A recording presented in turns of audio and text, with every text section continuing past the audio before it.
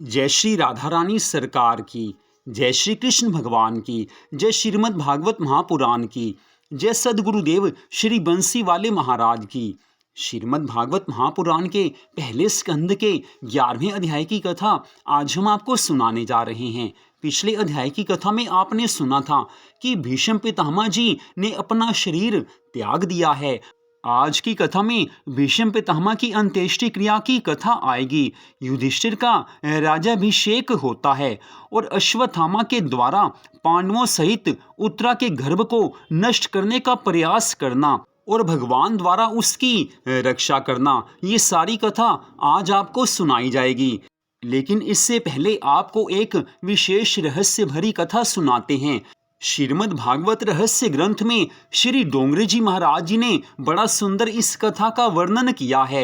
बात उस समय की है जब भगवान श्री कृष्ण जी धर्मराज युधिष्ठिर और बाकी पांडवों सहित भीष्म पितामह के पास जाते हैं। उस समय भीष्म पितामह जी से भगवान कहते हैं कि आप युधिष्ठिर को ज्ञान का उपदेश दीजिए ताकि ये राज्य गद्दी पर बैठना स्वीकार करे, क्योंकि धर्मराज के मन में यही शंका है कि इन्हीं के द्वारा ये महाभारत का युद्ध हुआ है। अगर ये ना चाहते तो युद्ध नहीं होता। कुछ ऐसा उपदेश कीजिए कि इनको शांति मिले। उस समय भीष्म पितामह भगवान श्री कृष्ण जी से कहने लगे हैं कि हे प्रभु, धर्मराज की शंका का निवारण मैं बाद में करूंगा, लेकिन मेरे मन में जो शंका है पहले आप उसका समाधान कीजिए। हे प्रभु, मेरे एक प्रश्न का उत्तर आप दीजिए। मेरा जीवन निष्पाप है, मैंने कभी कोई पाप नहीं किया है। मेरा मन पवित्र है, मेरा तन भी पवित्र है, मेरी इंद्रियां भी शुद्ध हैं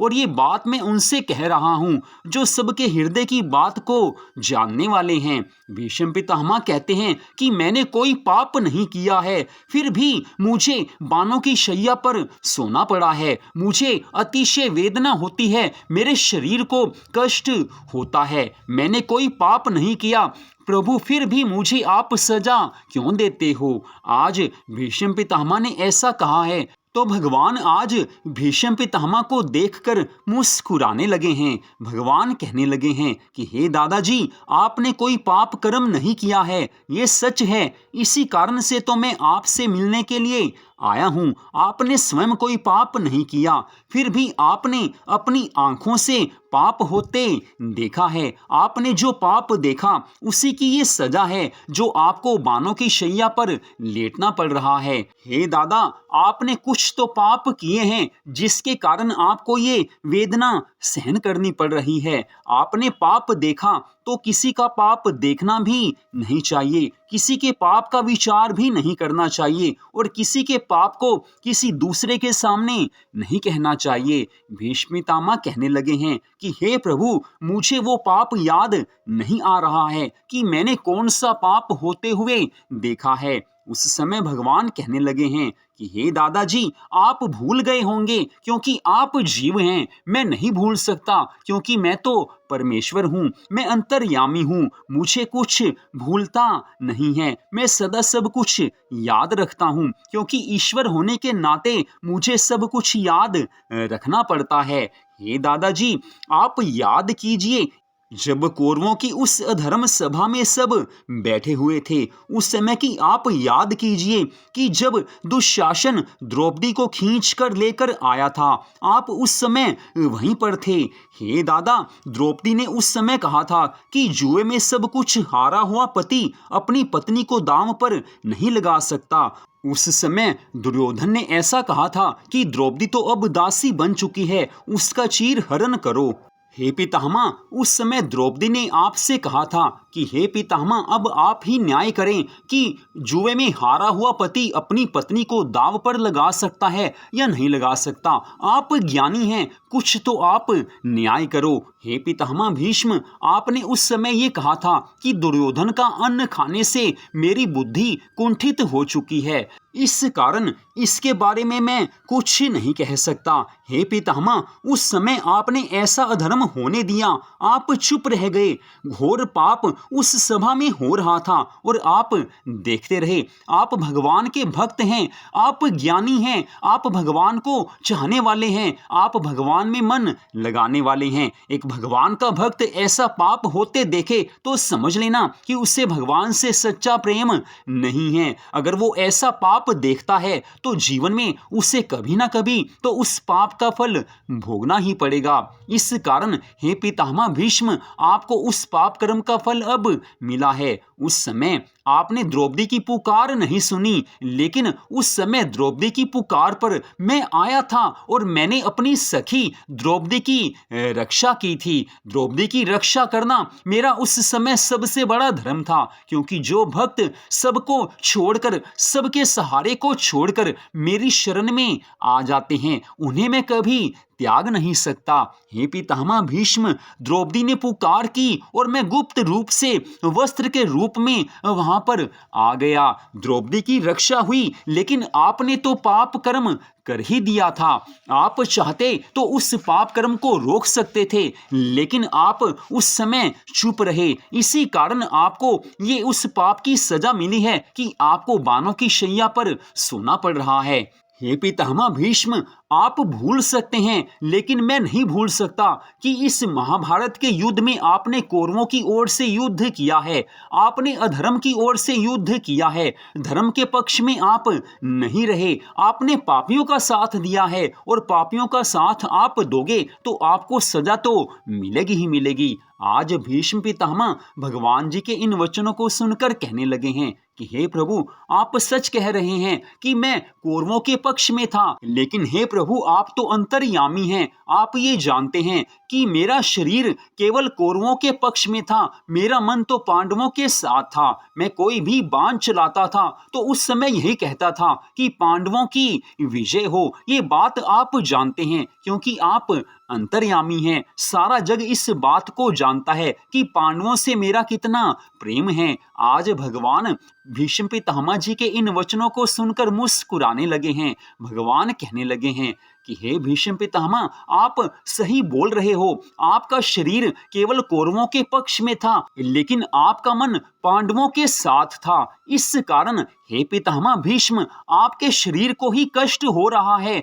आपका मन तो अब भी पांडवों के साथ है और आपका मन मेरे चरणों में लगा हुआ है। आपने शरीर कौरवों के पक्ष में रखा, आपका शरीर कौरवों के पक्ष में लड़ा, लेकिन उसी शरीर को मैं सजा दे रहा हूं।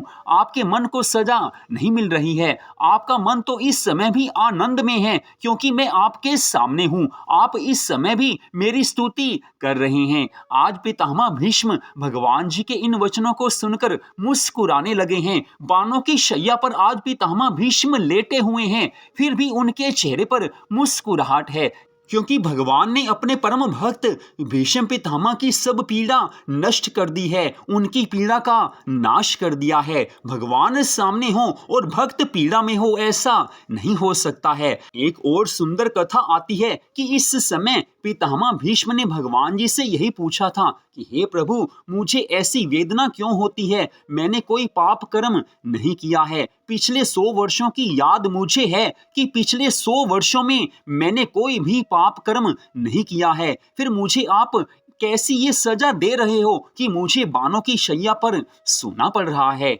भगवान कहते हैं कि हे पितामह भीष्म, आपको अपने पिछले 100 जन्मों की याद है। सही बात है, आपने कोई पाप कर्म पिछले 100 जन्मों में नहीं किया, लेकिन हे पितामह, मुझे तो आपके लाखों लाखों जन्मों की सारी याद है। पिछले 101वें जन्म में आपने पाप किया था। उस जन्म में आप एक राजा थे और आप वन में जा रहे थे। घोड़े पर आप सवार थे। आपके रास्ते में एक सर्प आ चुका था। आपने सर्प को हटाया नहीं, अपने तीखी तलवार से उस सर्प पर वार किया और उसे अपने पीछे फेंक दिया।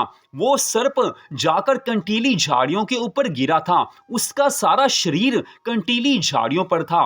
उसे काफी कष्ट हुआ। हे पितामह भीष्म, वो पाप कर्म आपने किया था। सर्प का कोई दोष नहीं था, लेकिन आपने पाप कर्म कर दिया था। आप चाहते तो सर्प बच सकता था, लेकिन आपने उसे कंटीली झाड़ियों पर फेंक दिया। उसका प्राणांत हो गया। तो उस पाप कर्म की सजा आपको मिली है कि आपको बानों की शैया पर सोना पड़ रहा है। भगवान कहने लगे हैं कि लेकिन पिछले 100 जन्मों में आपने कोई पाप नहीं किया, इसी कारण आपके सामने उसका फल नहीं आया।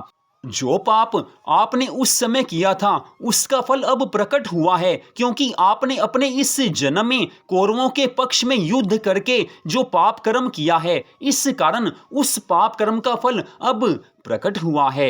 आज पितामह भीष्म भगवान को देखकर मुस्कुराने लगे हैं। वो सोचने लगे हैं कि प्रभु कैसे एक एक चीज को स्मरण रखते हैं। सच बात है कि ठाकुर जी कभी किसी को छोड़ते नहीं हैं। भयंकर पाप कर्म किया है तो सजा तो मिलेगी ही मिलेगी, लेकिन भीष्म पितामह भगवान के भक्त भी हैं, इसी कारण तो भगवान उनके सामने उपस्थित हैं। जीवन का अंतिम क्षण आ जाए और ठाकुर जी स्वयं सामने हो, इससे बढ़कर मृत्यु किसी की नहीं हो सकती है। भीष्म पितामह आज अपने प्राण छोड़ने वाले थे तो भगवान सामने प्रकट हो गए।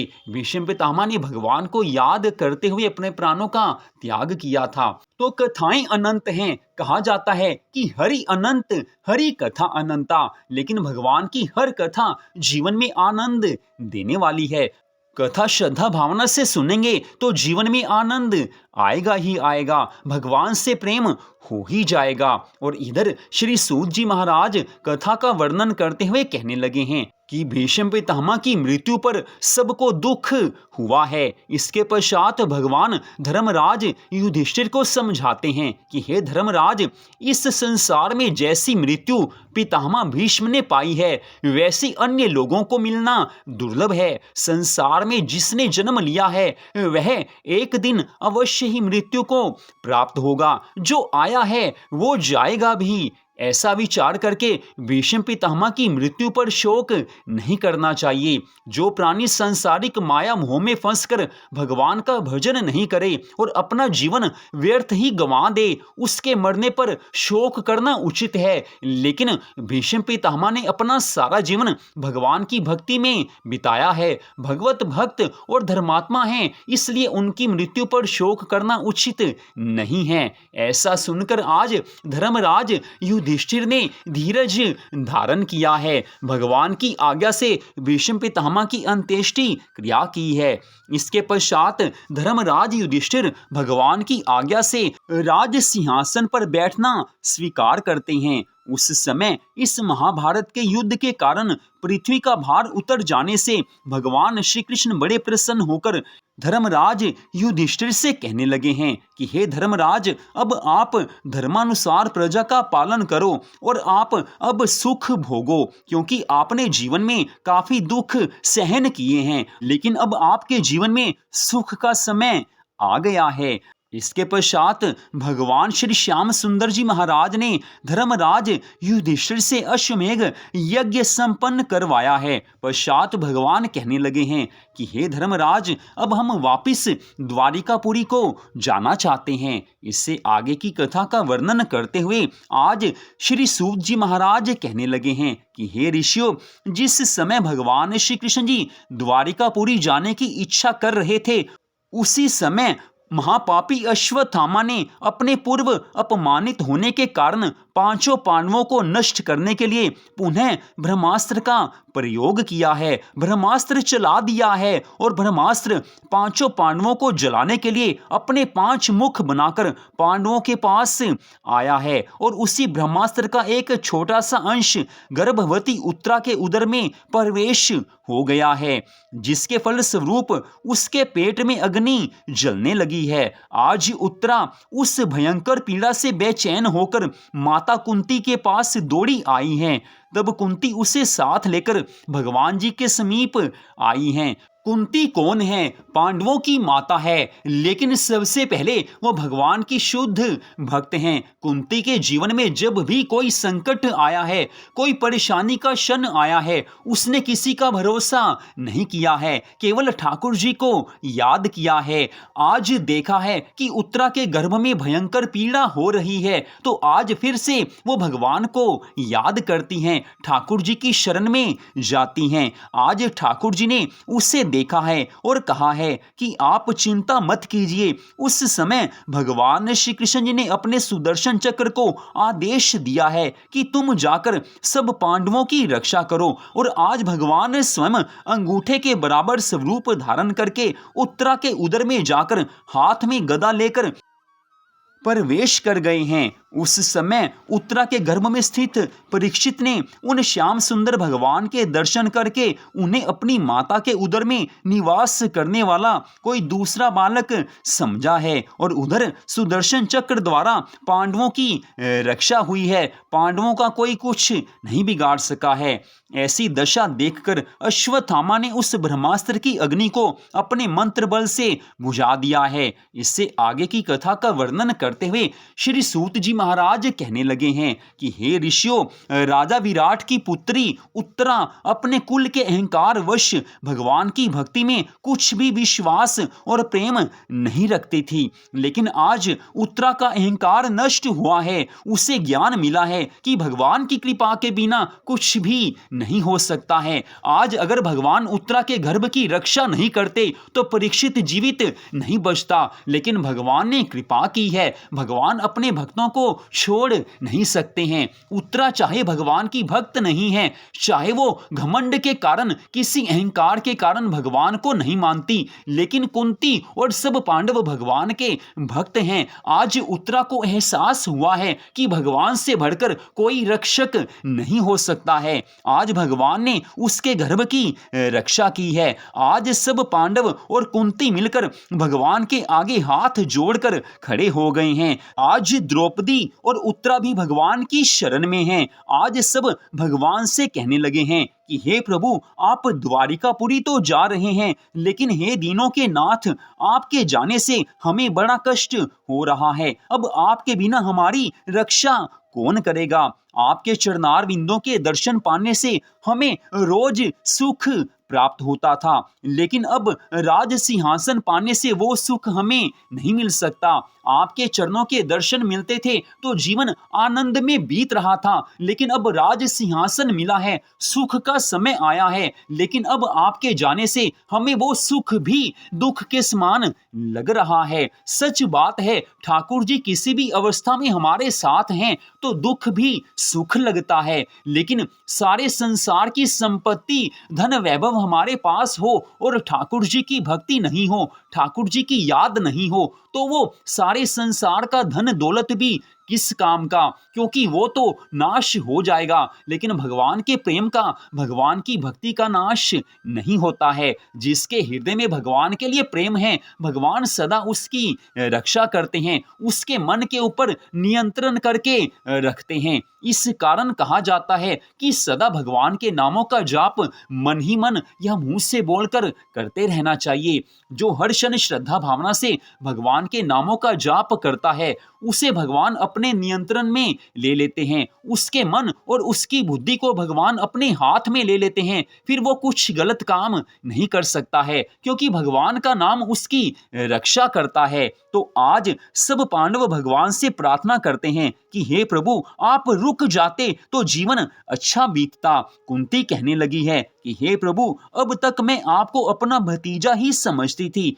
इस कारण आपकी महिमा को नहीं जान सकी, परंतु अब मुझे पूर्ण विश्वास हो गया है कि आप साक्षात ज्योति स्वरूप भगवान के ही अवतार हैं। और हे प्रभु, आप ही संसार की उत्पत्ति पालन और संहार करता है। इस महाभारत के युद्ध में मेरे पुत्रों को आपकी कृपा से ही विजय प्राप्त हुई है। आप समस्त ऋषि मुनि और अपने भक्तों को दर्शन देने के लिए और उन्हें भवसागर से पार करने के लिए तथा धर्म की रक्षा करने के लिए ही मनुष्य रूप में अवतार लेते हैं। अन्यथा आपको क्या आवश्यकता थी जो आप मत्स्य, शूकर आदि के अवतार धारण करते। आपने देवकी वसुदेव के यहाँ जन्म लेकर उन्हें बंधन से मुक्त किया। मेरे पुत्रों पर जब जब विपत्ति पड़ी आपने हमारे कष्टों को दूर किया। मुझे ऐसा मालूम होता है कि आप इस राज्य को दे जाने के बाद हम लोगों को भूल जाएंगे। इसलिए मैं कहती हूँ कि मुझे राज नहीं चाहिए। ऐसा राज्य भी किस काम का जिस राज्य में आप नहीं हो, जहाँ आपका दर्शन नहीं मिले। वो सुख और वो राज्य भी किस काम का है। धन प्राप्ति से तो अहंकार बढ़ जाता है, राज सुख मिलेगा तो आप याद नहीं आएंगे। ऐसी अवस्था में, सुख की अवस्था में मनुष्य आपका भजन नहीं कर सकता। यही कारण है कि आप दीनों पर दया करते हैं। मनुष्य के लिए तो वही कर्म करना श्रेष्ठ है जिसमें आपकी याद बनी रहे। राज्य तथा धन वैभव पाने पर तो मनुष्य सुखों के कारण संसार के रचयिता परमात्मा से प्रेम करना भूल जाता है। हे प्रभु, आप तो सबके ईश्वर हैं, आपको किसी का भी डर नहीं हो सकता। सूर्य और चंद्रमा भी आपकी आज्ञा से ही दिन रात प्रकाश करते रहते हैं। यशोदा मैया पर दयालु होकर आप अपनी इच्छा से ही उखल से बंध गए थे। अन्यथा त्रिलोकी भर में ऐसा कोई नहीं हो सकता जो आपको बांध सके। जहाँ काल भी आपके डर से कंपायमान रहता है, वहाँ आप यशोदा की छड़ी से ही डर जाते थे।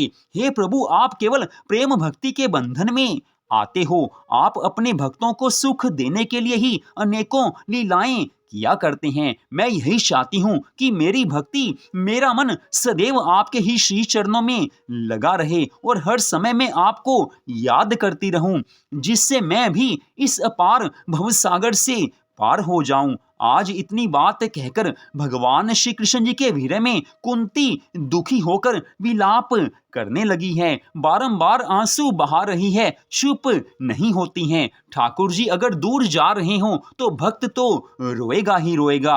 और कुंती महारानी ऐसी भक्त हैं जिन्हें हर क्षण ठाकुर जी की याद आती है। उस समय भगवान कुंती से कहने लगे हैं कि हे कुंती, मैं तुम्हें कभी नहीं भूल सकता। मुझे द्वारिकापुरी से आए हुए काफी दिन बीत चुके हैं, इस कारण वहां जाकर सब कुछ देखना है। मेरे सखा सात्यकी और उद्धव आदि को भी अब घर चलने की विशेष इच्छा है। उस समय भगवान के ऐसे वचन सुनकर धर्मराज युधिष्ठिर अर्जुन से कहने लगे हैं कि हे भ्राता, तुम अपने दल और शूरवीरों के सहित भगवान को द्वारिकापुरी तक छोड़ आओ, क्योंकि इस महायुद्ध के कारण अनेकों लोगों ने हमसे शत्रुता ले रखी है। काफी लोग हमें शत्रु मानते हैं। ऐसा ना हो कि मार्ग में कोई शत्रु भगवान श्री कृष्ण को हमारा हितैषी समझकर कोई उपद्रव मचा बैठे। आज धर्मराज युधिष्ठिर की आज्ञा को मानकर अर्जुन भगवान श्री कृष्ण जी के साथ द्वारिका जाने को तैयार हुए हैं। जिस समय भगवान श्री कृष्ण जी सब लोगों से विदा होकर रथ में विराजमान होकर चले, उस समय धर्मराज के सहित सारे नगर निवासी त्रिलोकीनाथ भगवान श्री कृष्ण जी के विरह में दुखी होकर आंखों से आंसू बहाने लगे हैं। क्यों ना हो, जो भगवान सबसे अलग हो रहे हैं, भगवान अब जा रहे हैं, तो सबकी आंखों में आंसू आएंगे ही आएंगे। जो भगवान से प्रेम करता है उसे मालूम है कि भगवान कौन है, और जिसे भगवान की कृपा मिली है वो तो भगवान के विरह में रोएगा ही रोएगा। भगवान अपनी कोई भी लीला सब भक्तों के सामने प्रकट नहीं करते हैं। भगवान असली तत्व ज्ञान तो अपने भक्तों को ही देते हैं, सबको नहीं देते हैं।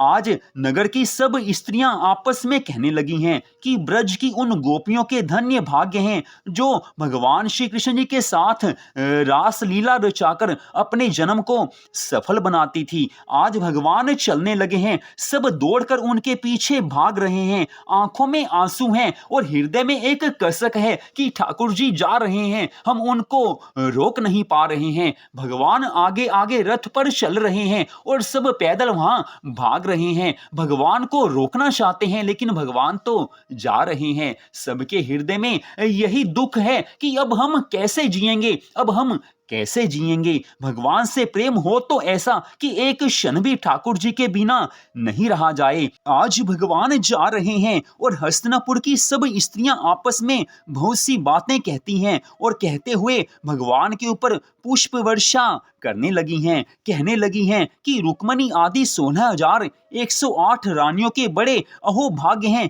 कि जिनको भगवान पति परमेश्वर के रूप में मिले हैं। भगवान सबको आनंद देते हैं। हमें कुछ क्षण के लिए मिले लेकिन हमारा जीवन आनंद से भर गया। तो ब्रजवासियों और द्वारिका वासियों के भाग्य के क्या कहने, जिनके साथ प्रभु सदा रहते हैं।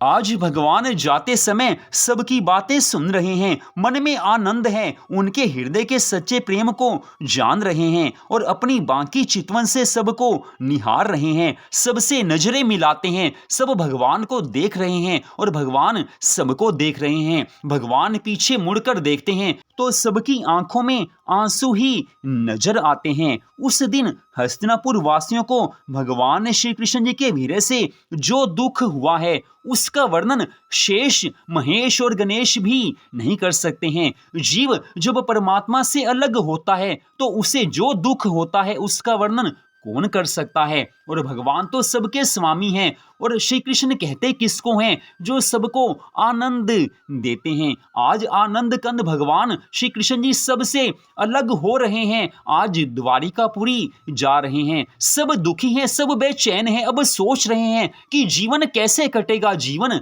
कैसे बीतेगा। भगवान से प्रेम हो तो ऐसा एक क्षण का विरह भी ना सहा जाए। आज भगवान मुरली मनोहर ने जब ऐसा देखा कि सब लोग उनके प्रेमवश होकर बहुत दूर तक उनके पीछे पीछे चले आए हैं, तब भगवान ने अपना रथ खड़ा करवाया है और सबको धीरज बंधाकर विदा किया है। भगवान कहने लगे हैं कि अब आप सब वापस जाइए, मैं आपको दर्शन देता रहूंगा। आज सब लोग वापस आने लगे हैं लेकिन सब लोग बहुत पश्चाताप कर रहे हैं और हस्तिनापुर को वापस लौट रहे हैं। आज भगवान आगे की यात्रा कर रहे हैं, द्वारिकापुरी में जाना है। तो यहीं पर आज की इस कथा का विश्राम होता है। भगवान अगर हमारे से दूर हो जाते हैं तो जीवन में क्या कष्ट होता है, ये केवल भगवान का भक्त ही समझ सकता है। हम अपने घर में जो भगवान की भक्ति करते हैं, श्रद्धा भावना से भक्ति करते हैं, अगर किसी दिन हम किसी कारण से वो सही समय पर ना कर पाएं तो हमें कितना दुख होता है, ये सबको मालूम होगा। तो हस्तिनापुर वासियों के, पांडवों के साथ तो भगवान स्वयं रहते थे और वो भगवान उन्हीं को छोड़कर जा रहे हैं तो उनके ऊपर, उनके दिल के ऊपर क्या बीत रही होगी, ये तो वही समझ सकते हैं और कोई नहीं समझ सकता है। तो आपने इस कथा को सुना, आपका हार्दिक धन्यवाद। अगले भाग में आप आगे की कथा को सुन पाएंगे। जय श्री राधा रानी सरकार की, जय श्री कृष्ण भगवान की, जय सद्गुरुदेव श्री बंसी वाले महाराज की, जय श्रीमद् भागवत महापुराण की। जय जय श्री राधे, जय जय श्री राधे, जय जय श्री राधे श्याम।